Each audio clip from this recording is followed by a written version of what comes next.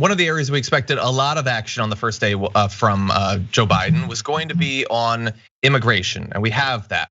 Joe Biden passed multiple executive orders targeting some of the worst excesses of the Trump administration when it comes to immigration.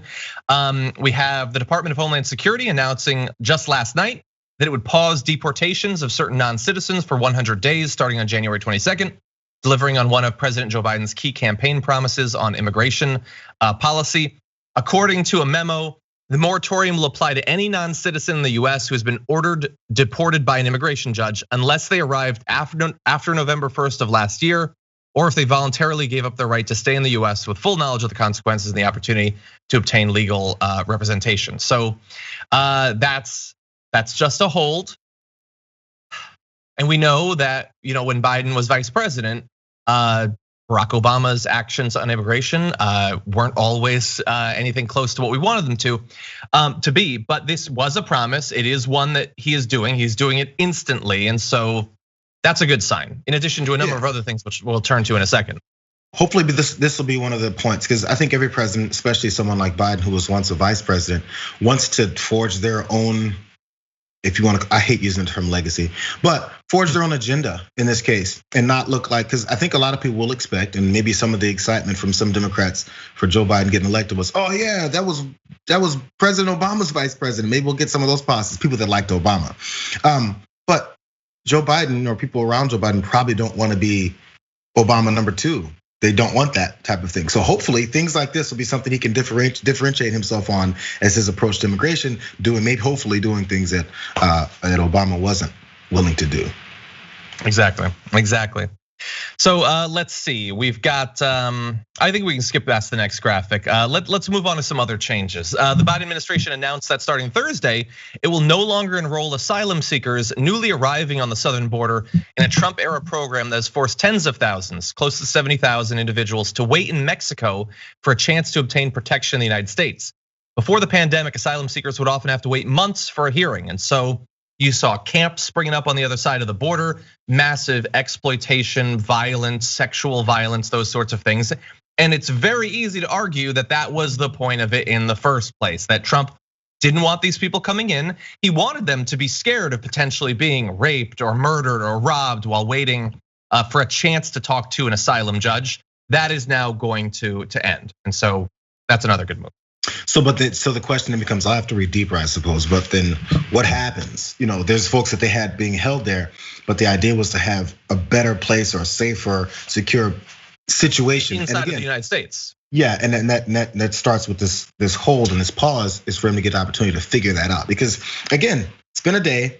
How do you figure out such a massive policy or a plan to go forward, honestly, to help out all these human beings that we in the past 4 years have forgotten are humans, and what we do in the meantime?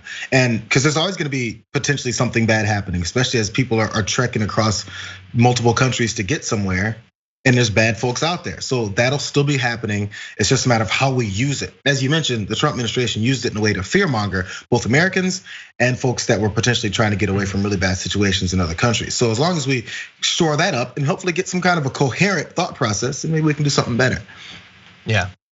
Yeah, but I want to make sure that we mention a few others. So here's the weird thing about today. Any one of these things is something that Trump would have rolled out, we would have been rightfully horrified by, we would have covered, activists would have rallied against it, efforts to overturn it would have happened.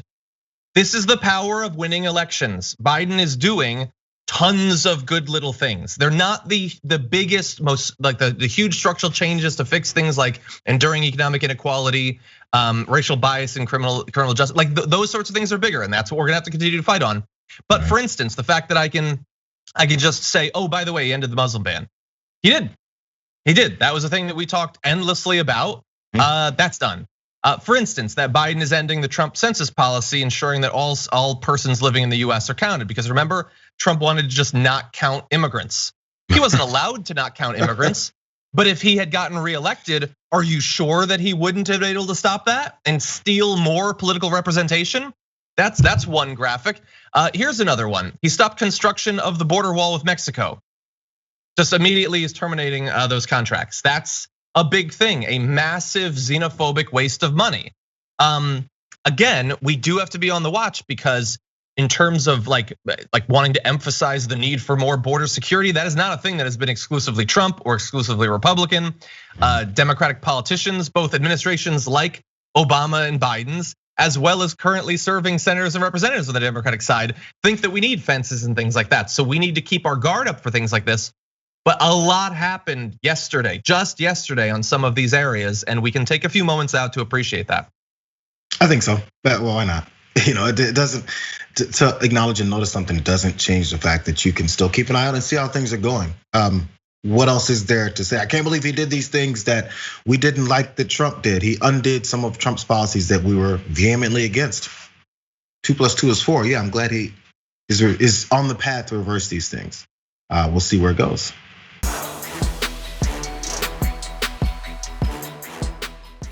Check out the Damage Report podcast each day, wherever you get your podcasts, whether Pocket Casts or Stitcher or iTunes. You can join me as I give you the news and stories you want, with a range of co-hosts and interview guests jumping in on the fun each day. Again, that's the Damage Report, wherever you get your podcasts. And if you get them at iTunes, don't forget to rate and review. Sometimes I'll read them live on the show.